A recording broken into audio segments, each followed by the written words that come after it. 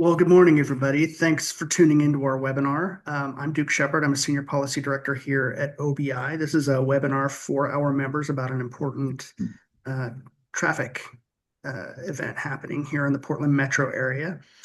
So before we get started, you may have heard a signal. This webinar will be recorded. It will be posted on our website, so you'll be able to review it or share it around your company or with other companies shortly after we're done. We've scheduled about an hour for this, so there will be plenty of time for questions.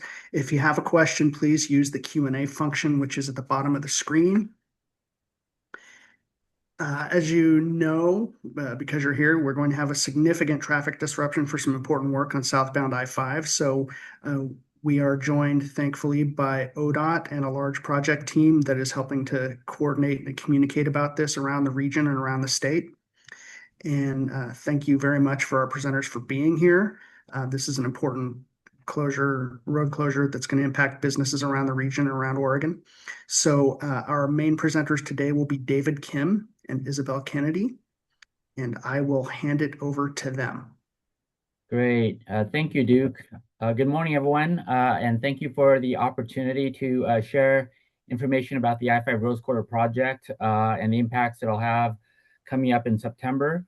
I'm David Kim, and I am ODOT Statewide Project Delivery Manager, helping to support and lead the Rose Quarter project. And I'm here with Isabel Kennedy, who's providing communication support, as well as Ann Presenton, who will run the slide deck. We also have Director Williams with the Portland Bureau of Transportation, who will say a few words at the end before we do the Q&A. Our presentation this morning will provide a brief overview of the Rose Quarter project, why the closure is needed, the anticipated impacts, and the extensive planning and coordination underway to help keep the region moving safely. Next slide. So this project addresses a number of long-standing transportation issues in this area. It's a convergence of I-5, I-405, and I-84.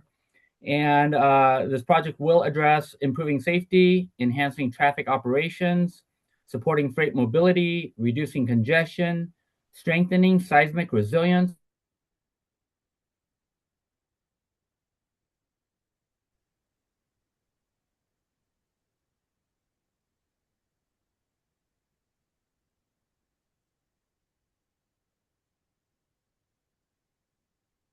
Did we lose David? We might have.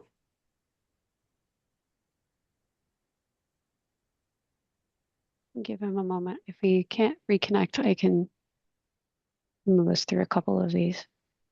Yeah, that sounds good, Isabel. Okay. Isabel, why don't you continue on for just a moment, and as soon as he is able to return, we'll hand it back to him. Sure. Yeah, so as David was saying, this is the design of the project area in our sort of full project design. There's two major goals of the project. The first is to address the traffic and safety problems that we have between 84 and 405. It is the highest traffic bottleneck in the state, as well as one of the highest crash points.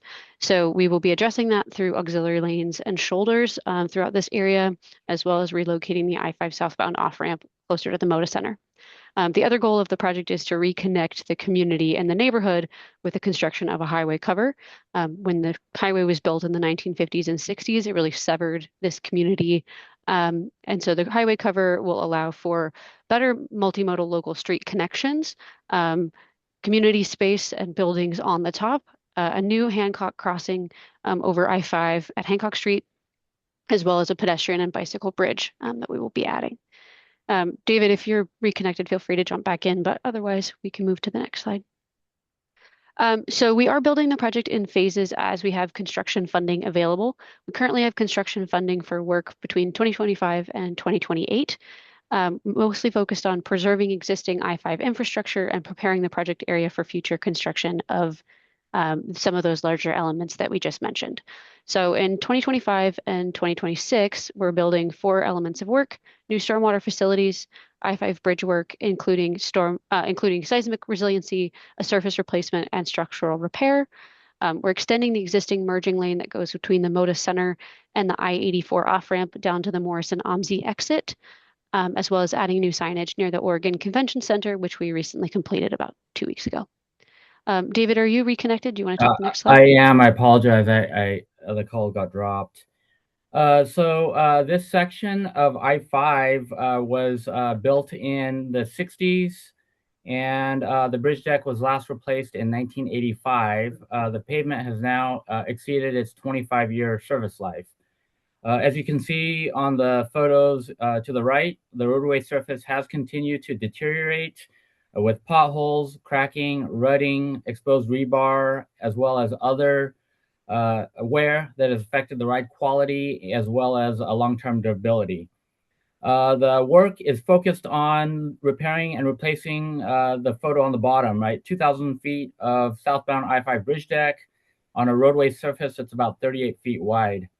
Completing this work now is important because delaying it will result in further deterioration that could lead to further damage to the underlying bridge structure, resulting in more significant and costly repairs, as well as longer and more disruptive closures in the future. Once the repair is complete, we were hoping for more than a 25-year service life. Next slide. As you may have seen or heard in the news over the past month, we announced that southbound I-5 will be closed for up to 5 weeks beginning September 11th. Getting to the September closure has required a significant amount of preparation, planning, and construction work. So over the past year, our project team and contractor have been completing a number of other improvements and work activities in advance of this closure to prepare for this bridge deck repair work. Next slide. As part of our planning process, we evaluated 3 different options for how best to approach this work as it relates to the closure. The first option was a single lane closure. This option was determined to be infeasible due to the limited width of the structure, safety risks for both the traveling public and the workers, and concern about concrete quality because the bridge deck would vibrate with cars and trucks being adjacent to the work area. Even if a single lane closure were possible, it would extend the construction timeline to nearly 4 months and would increase the project cost from between $4.5 to $7 million. The second option we evaluated was a series of weekend closures. While this would reduce the impact of a continuous closure during the weekdays, it creates significant inefficiencies, including having to set up traffic control Friday nights and remove it Monday morning, impacts to events over the weekends because the highway would be closed, and the duration of this would be multiple summers. There would also be concerns about concrete quality and durability, as we'd have multiple pours, and every time there was a new pour, you'd create a new joint, so you'd have many joints. This option was estimated to be in the $6 to $9 million of additional cost. After carefully reviewing all these alternatives, we determined that a continuous closure of up to 5 weeks is the best option from a safety perspective, getting the work done most quickly and efficiently at the least cost and providing the greatest quality. Next slide. Now, shifting to the closures and what that will look like. Starting from the north, the southbound I-5 off-ramp to I-405 will remain open. That is a designated detour route. So from southbound I-5 to the Fremont Bridge. The southbound I-5 on-ramps from Alberta Street, Greeley Avenue, and northbound I-405 on the Fremont Bridge will be closed. These ramps are highlighted in red in the graphic to the left. Next slide. A single lane of I-5 southbound will remain open for local access to the Broadway Weidler exit. This will provide access to travelers heading to destinations such as the Moda Center, Memorial Coliseum, Convention Center, and the Broadway Bridge.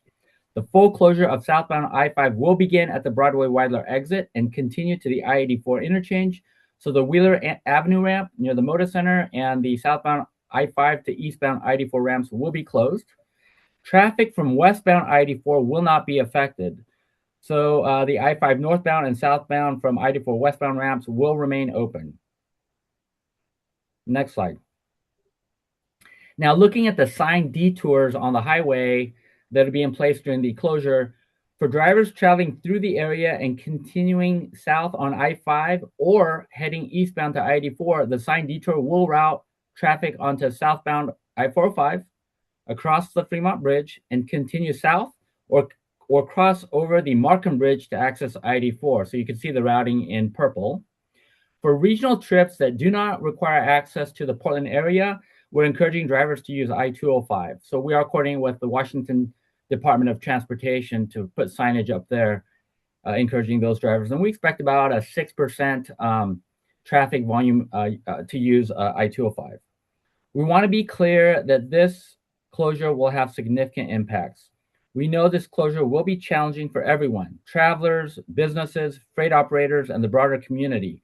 This could result in some of the most challenging and traffic conditions the region has ever experienced.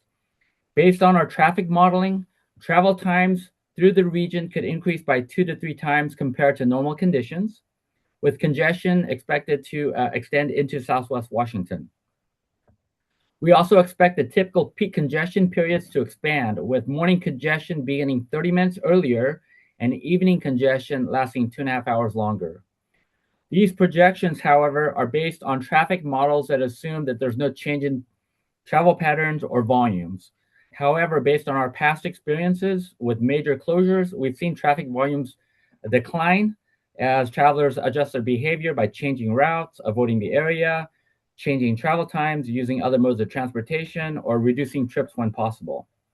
While the most significant impacts will be on I-5, we also do expect some drivers will shift to parallel routes, which means congestion impacts will extend beyond the interstate and onto city streets. Next slide. This slide illustrates where ODOT's traffic modeling indicate additional traffic impacts related to the closure. The areas highlighted in red represent locations where the model indicates a more than 30% increase in traffic. Areas in orange represent locations where the model indicates a 10 to 30% increase in traffic. We'll be using our modeling as well as the City of Portland's modeling to identify where we may see the greatest impact that'll help guide our monitoring efforts and coordination with the city and our regional partners. Next slide. The graphic on the right shows the locations of our variable message signs throughout our region. We'll be using both the permanent signs as well as portable signs to inform drivers of real-time travel information, detour guidance, and updates to travelers during the closure. We are also coordinating with our partners at WashDOT to have their signs inform drivers coming from the north about the closure. And again, if they can take the I-5, I-205 split, we're encouraging them to use I-205. And then we'll be adjusting our signal timing as well as ramp metering as needed. And we'll be closely monitoring traffic using cameras that we're looking to install, as well as the existing cameras we have in place. Next slide. We know that quickly responding to incidents will be critical. Even a minor crash or a disabled vehicle can create significant additional delays. So our goal is to clear incidents as quickly as possible and prevent them from creating compounded impacts. We'll have 3 incident response vehicles, as you can see on the top right photo. We'll have stage tows, and we're going to augment our incident response vehicles with additional maintenance patrols throughout the closure area to keep lanes open and traffic moving. We've developed an incident action plan. We are activating our emergency operations center. They'll be staffed by traffic engineers, maintenance personnel, and liaisons to other agencies. They'll have direct access to our dispatch center, so you can see the photo on the bottom right, to monitor traffic conditions, coordinate responses, and adjust strategies as conditions change. Next slide. And so now I'm going to hand it over to Isabel, who can speak to the robust communication and outreach efforts that we've been sharing with the broader community. Thank you, David. So our goal is really to make sure that our communications campaign makes sure that people understand why the closure is happening, where it's happening, and can plan in advance to spread out traffic and manage traffic flow, and use alternate forms of travel. We know this closure is going to impact all aspects of daily life in Oregon and Southwest Washington. So we're using these broad scale communication tactics to really try to reach as many audiences in sectors as we can. We've done paid advertising in multiple languages. We're using digital distribution channels. We've done a mailer to 57,000 addresses, and another one is on its way. We have made sure that our website is accessible in multiple languages, and we're using a media strategy to reach as many people as possible. So far, we've received over 2.4 million impressions from our advertising, and we've seen a 470% increase in website traffic as a result of these efforts. We're also, can you go to the next slide, please? We're also focused on informing agencies, electeds, and businesses, including this group, about the closure to make sure that they know how to manage their communications and operations leading up to and during the closure. Since summer of last year, we've held over about 170 briefings to let folks know, and we are working with a number of agencies and businesses around the region to help spread the word about this. We're also meeting with folks in the community at tabling events and having individual touch points with community organizations, neighborhoods, schools, and more to try to let people know about it. Next slide. But we also know that people need to hear about these closures multiple times in order for it to really stick. And so we need everybody's help in order to get this out as far as we can. We're really encouraging businesses in particular to plan ahead. So make sure your leadership, your staff, your customers, and your vendors are aware of these closures. Things like deliveries and shipments could be delayed during this time because of the traffic impacts. If you can, also allowing for flexible work options during the closure, such as working from home temporarily or allowing folks to adjust their work schedules to arrive earlier or later, could really help minimize the worst traffic impacts at peak hour.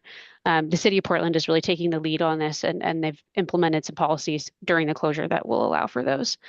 Additionally, Get There Oregon and Southwest Washington provide free assistance to employers to plan and implement commute benefit programs that can help employees use options like transit, carpool, vanpool, and biking. And they have tons of resources on their website and personalized assistance that can be really helpful. So we like to spotlight that. Next slide, please. Another really big way that you can help is to share information about the closures. So next week, we're hosting 2 business-focused webinars on the 4th and the 5th, covering the same content you've seen here today. So if there's others in your organization or your network that aren't here, but you think would really benefit from this, we'd encourage you to share that information. I'll put the links to register in the chat after this. And we'll make sure that the team has it out to send out in a follow-up email as well. And we've also created a business-specific toolkit. So that includes fact sheets, talking points, sample newsletter or social media posts, graphics, travel resources, and links, including to the Get There Oregon website, and closure explainer videos that we're working on soon, that will be coming out soon. And we've really heard that this has been a helpful resource to agencies, businesses, and partners to getting this word out. So if there's anything that you need that you don't find in there, we're really happy to help work with you to try to come up with something that you might need to get this out. But that would be a really great resource for you to use to share information out with folks. And I'll make sure that those links are in the chat. With that, David, back to you to close us out. Great. So I want to give Director Williams with the Portland Bureau of Transportation to say a few words. This has been a tremendous partnership with the City of Portland. We know that residences, businesses, organizations are really going to be impacted greatly by this closure because it is going to impact the city streets. So Director Williams? Thank you, David, and I will turn my camera on in just a moment. Thank you all for having us here today. As David has mentioned, the City of Portland and Portland Bureau of Transportation specifically is working really closely with the Oregon Department of Transportation to ensure that this closure, while it will be impactful, is as well managed and that people feel as supported as is necessary. We recognize that while it is an ODOT project, it is happening right in the center of town. And so, as has been mentioned in the ODOT presentations, we know that people will many people will opt to leave the interstate and the preferred or the designated detour route and spill into local streets. And so because of that, the Portland Bureau of Transportation is working to help to support emergency responder movement, schools and school bus movement, transit movement, and recommending alternatives for folks to use to be able to move about the community safely. We are following the guidance or the information that's been provided by ODOT in terms of commute lengths and impacts to traffic. And so what we see is that while there are very clear lines about where the project impact area is, what we know based on previous behaviors of folks who are trying to use the network is that they will be finding any possible ways that they can to move more quickly through the system. And so we are doing a lot of preparation, and we'll begin to piggyback on the communication that ODOT is providing to share with you all and the community at large about recommendations, strategies, and how they're going to be able to move about the city safely. We are going to make sure that we discourage people from trying to find alternative routes. I was laughing this morning with the team saying that I'm going to beat the GPS and get my son to the location that he needs to go to. You're not. You're not going to beat it. And so we're encouraging folks to use the routes that we are going to recommend, because there are going to be signal timing strategies that are going to be put in place. There's going to be throughput support that will ensure that people can move through those key corridors most efficiently. We want to thank ODOT for their support of us having that signal timing and camera support so that we can track closely the traffic and be able to plan accordingly. We're also going to be moving some of our functionality in terms of PBOT specifically and some of those other infrastructure bureaus out from the project influence area into other locations so that we will not be in the area and cause further delay for people. And then, as has been mentioned, the City of Portland, Mayor Wilson and City Administrator Lee have made the decision to allow for a flexible or more flexible work schedule that kind of mirrors what we were doing during COVID, in that folks who have hybrid work schedules they're going to be allowed to work from home, and we're going to be monitoring that on a week-by-week basis to determine whether or not we should be relaxing that period of time that we allow for people to do the telework. But we are trying to do all that we can to keep people off of the roads in terms of vehicles, but we do want for people to know that they can safely move through the system. So ensuring the bike lanes are clear, making sure that we are providing guideposts for walking. And again, if people are using their cars, figuring out how they can do that most safely. And then working very closely with TriMet to ensure that if there are places where we can be of support to create prioritization, we do that in such a way that allows people to feel comfortable with using transit in terms of getting to their destinations on time. But the biggest message is plan ahead, pack your patience, work with us to work with you to ensure that you're able to move around safely, and know that we are here as a resource as well if you have some needs. But we want to make sure that we're very clear. Yes, this is a state project or a state system project, but it is going to have local impacts. And so we are working very closely with ODOT, and not just PBOT, but the whole of the city of Oregon, and all employees will be adjusting to meet the needs of the moment. We also are doing some things with and for businesses, so we're going to be identifying some routes. We will probably be in touch with many of you along some of those preferred routes to highlight your business.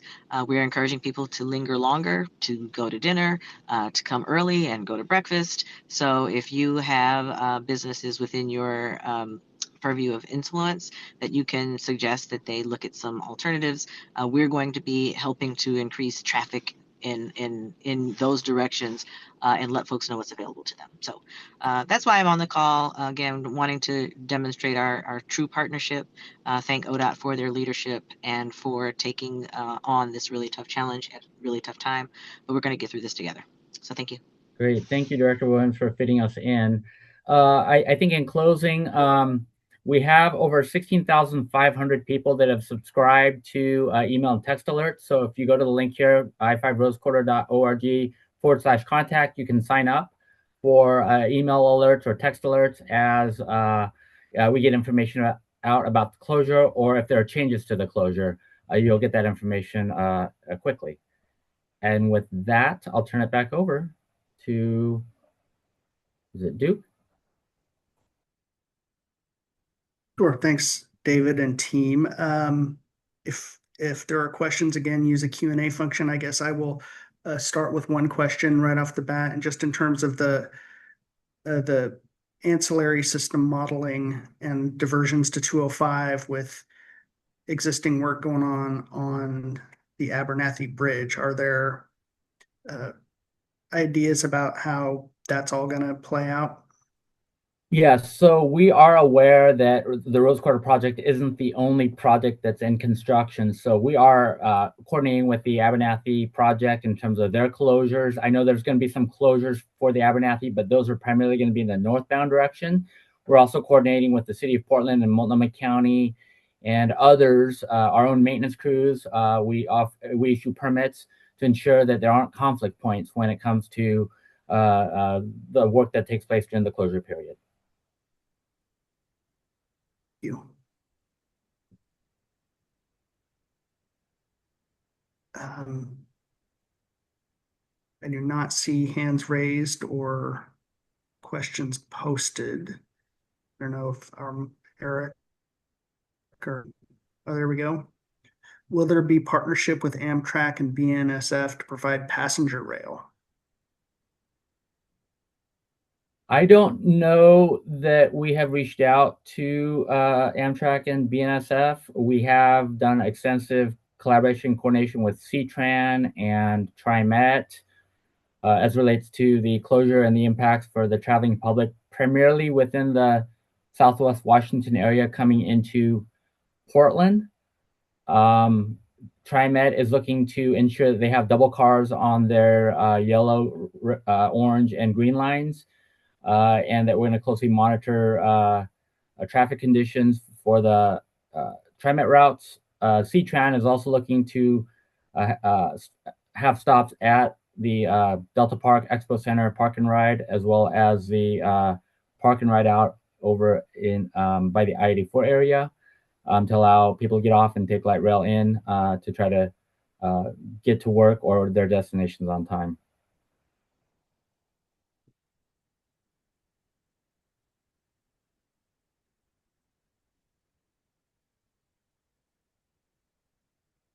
I see the comment about worked well during the 90s with the Trunnion project. It is something that we can follow up with as relates to Amtrak. I know with the railroads, it is at times difficult to try to get them to adjust their schedules because they have schedules that relate to freight as well as coordinating that with passenger rail. But it's a good suggestion, and we'll follow up to see if there's an opportunity to leverage passenger rail as another means to move people from Southwest Washington to Portland. We also do have Amtrak linked on our travel resources page. So for folks that are looking for options, it definitely is listed in terms of what we're sharing out.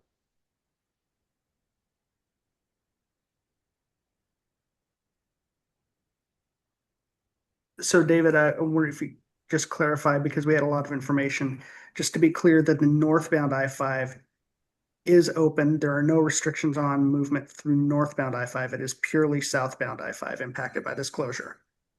Correct. It is just southbound for this closure. However, next summer it will be northbound in the same area. But I expect that the impacts on northbound next summer are going to be less impactful because access will still be made available to I-84 eastbound.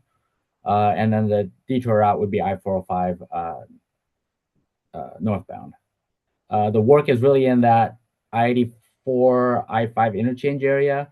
We just have infrastructure that's aging, and the work needs to get done. And we're doing it, again, we're trying to do it the quickest, the cheapest, the safest, and getting the best quality.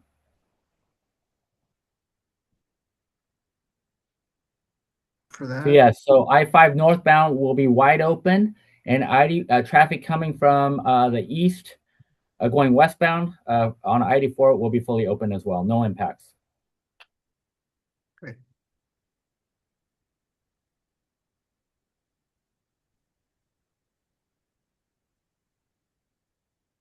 All right. Well, unless there are further questions, it looks like we can wrap this up. Again, thank you to our presenters. We will post this online and we will post and distribute the email. Oh, here we go. Related question, longer term. When do you expect the CAP project to begin? That's a great question. This project has been in the works for over the past decade. Back in 2017, 2018, the legislature passed the transportation funding package to start work on this. And so the challenge we have right now is we lost some federal grant funds. And so we're building what we can with the funds we have available to get out ahead of inflation. So right now we have a phase 1A, which thank you, Isabel, for covering. We have a phase 1B that's fully funded. So let me back up. Phase 1A is about $76 million. Phase 1B is about $167 million. Phase 1C, order of magnitude, about $1 billion. And phase 1C, we have funding for design, partial funding for design. We don't have funding for construction. Phase 1C will build about 30% of the cover and will get us some of the ramp-to-ramp merger lanes installed. And so we're going to be looking to the legislature and the federal government to see if they can help us identify and secure some funds to get those phases moving forward. If all the stars align and we get full funding for the rest of the project, which also includes phase 2, we're talking probably about 9 to 10 years before the project is fully built out. And so as a follow-up for that question, if fully built out, basically that section of I-5 for a driver would function like a tunnel, correct? Correct. It would function like a tunnel. We'll have fire life safety. The cross section would be today, if you drive through there, it's 2 lanes in each direction. After the project's complete, it'd be 4 lanes in each direction, but the 4 lanes would comprise of 2 lanes through traffic, and then the outside lanes would be what we call merge lanes. So we'll have some shorter ramp-to-ramp connections, and then we'll have some longer ramp-to-ramp connections, and then we'll have the 2 through lanes that we have today will still remain.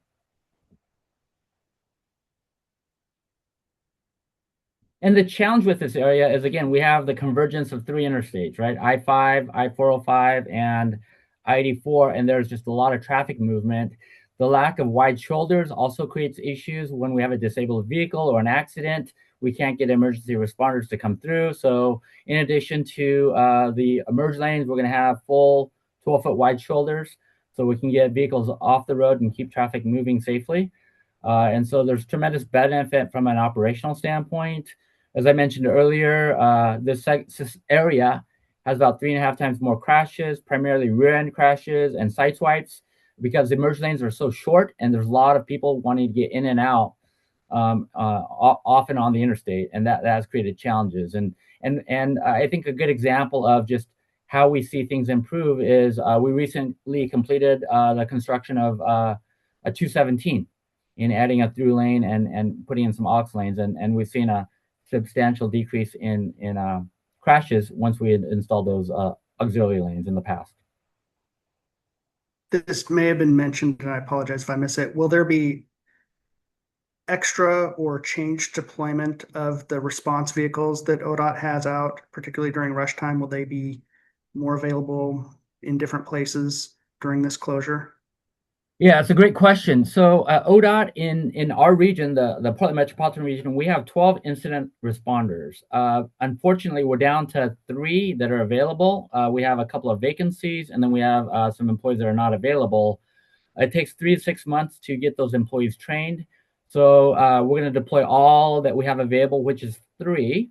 However, we also have our maintenance personnel, and so they also have rigs that have signboards and roto beams. And so we are going to leverage some of our maintenance forces to do maintenance patrols within the project area.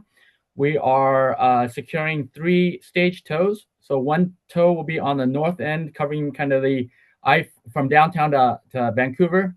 That's where one stage tow will be. The other will be in the Broadway to the closure point, covering that section. And then the third stage tow will be along I-405.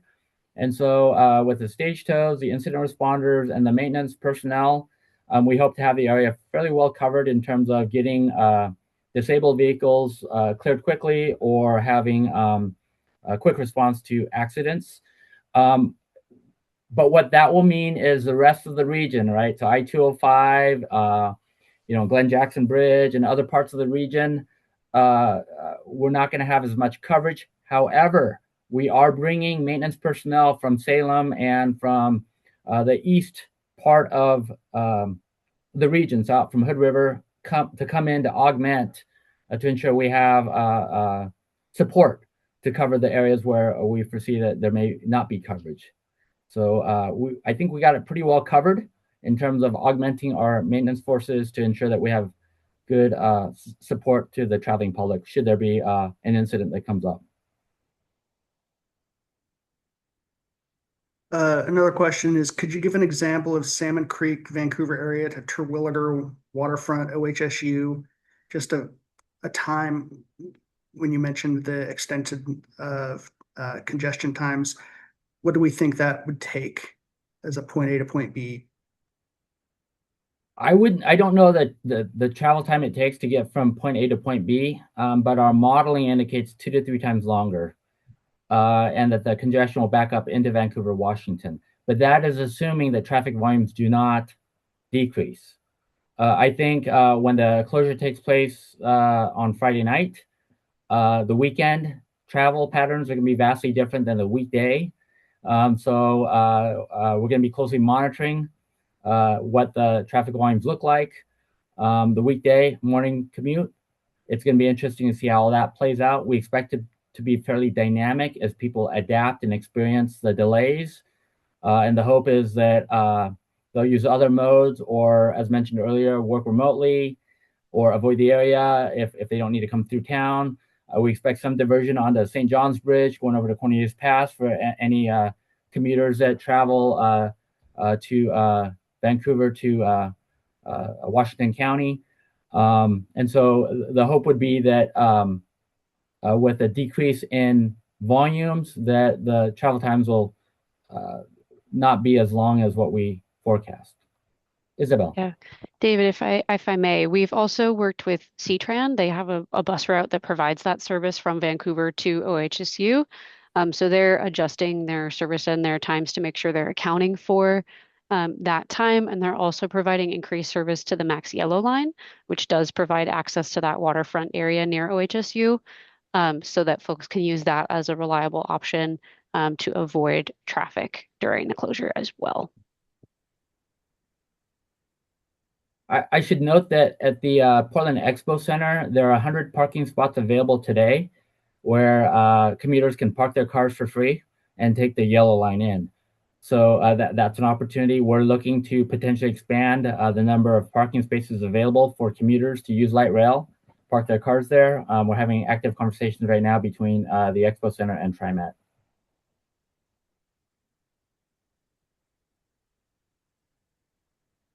All right. Those are all good questions.